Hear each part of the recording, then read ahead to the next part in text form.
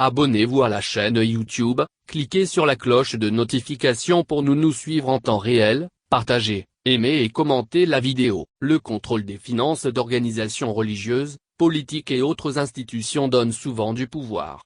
Et, la transparence dans l'utilisation ou la destination des fonds pose problème. Non contents, certains membres, ruminant sous silence, se réservent le droit de garder de la patience et d'attendre le temps opportun pour s'attaquer à la cible.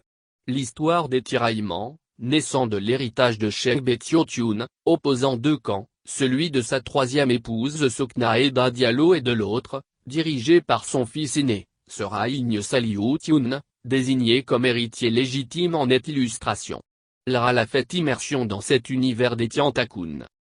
Qui tient l'argent, tient le pouvoir, un dicton qui semble bien expliquer les tiraillements dans la famille des Tiantakoun, une organisation, instituée et dirigée par le défunt Cheikh Béthio Thioune pour mieux servir son marabout Serhaïgne Saliou Mbacké. Du temps de son vivant, le défunt guide des Tiantakoun aurait fait montre de sa préférence à sa troisième épouse, Sokhna Aïda Diallo. Un choix, difficilement compris par certains de ses enfants et talibés. Ainsi, dans l'affaire des Tiantakoun, il se murmure que la troisième épouse de Cheikh Béthio Thioune aurait accès au compte de son défunt mari. Raison pour laquelle, elle a refusé de faire allégeance totale à l'héritier légitime du cheikh. Mais, elle est consciente que l'héritage de la gestion des Tiantakoun revient de droit au fils aîné de Cheikh Béthio Thioune. N'empêche, d'après des piaillements et bruits de borne-fontaine, Sokhna Aïda Diallo, décrite comme une femme têtue, refuse de se soumettre à l'homme désigné pour la succession.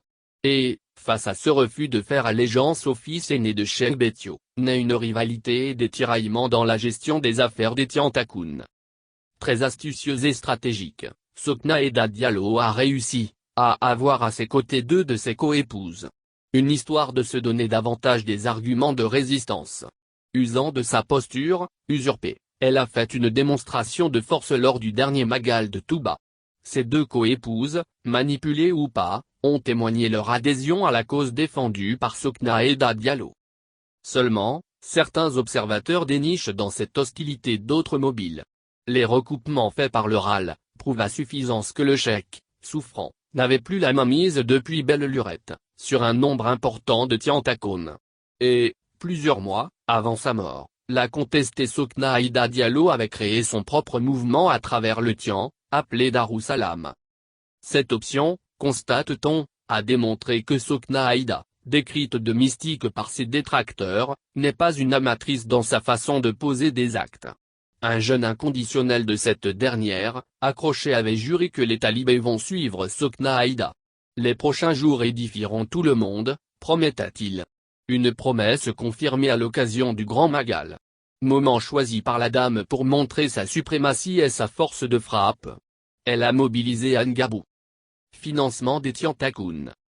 Dans l'affaire des Tiantakoun, il se révèle que l'organisation, devant le besoin d'avoir une autonomie financière, avait une stratégie spécifique pour collecter des fonds. Chaque dara envoie mensuellement de l'argent auprès du guide spirituel. Il y a aussi d'autres cotisations dénommées Diefou Tiofel, Diefou Amir, Ordonnance, Auto, Gamou, Magal, 17 avril etc.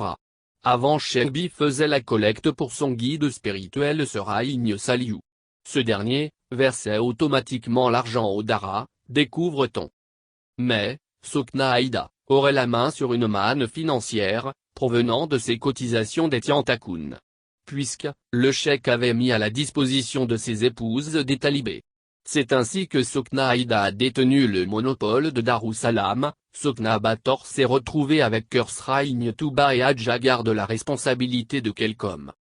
Devant cette répartition, il a été même noté une concurrence entre les talibés.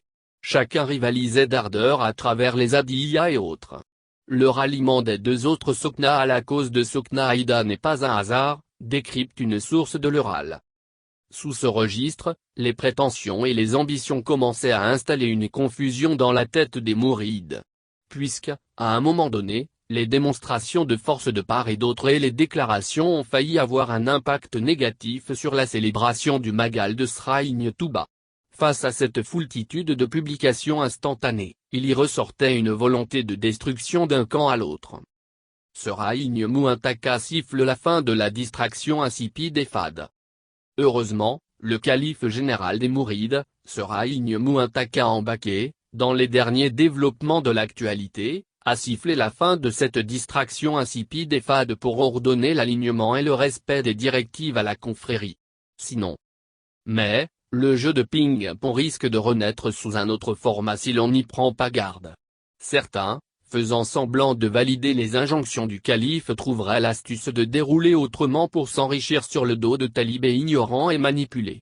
Et, l'autre aspect regrettable, c'est la tentative du cheikh Eda, de donner des noms à des nouveau-nés et accepter le djebalou de talibé Tiantakoun.